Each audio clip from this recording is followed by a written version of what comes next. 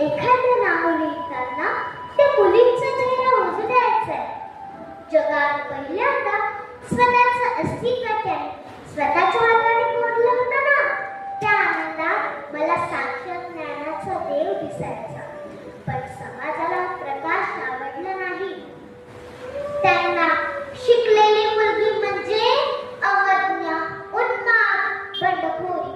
त्यांना कोणीतरी हवी होती, निशब्द, नतमस्तक, उपेक्षित.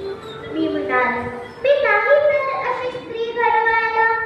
मला हवी होती उठून चालणारी लक्ष्मी, हक्क मागणारी सरस्वती आणि अन्यायाच्या मस्तकावर प्रहार करणारी दुर्गा. अजून एक लढाई होती, अस्पृश्यता. त्या काळोखाच्या खोल दरीत जेव्हा कोणी हात द्यायला तयार नव्हतं, तेव्हा मी आणि ज्योतिराव म्हणालो, माणूस म्हणजे माणूसच, बस. त्या महान सांभारांच्या लेखनांना जेव्हा मी पुस्तक दिलं, तेव्हा मला जाणवलं, काळोखाची पहिली वेळ ओलांडली आपण. माझ्या कुशीत बाळ होतं, पण माझ्या शाळेत शेकडो मुली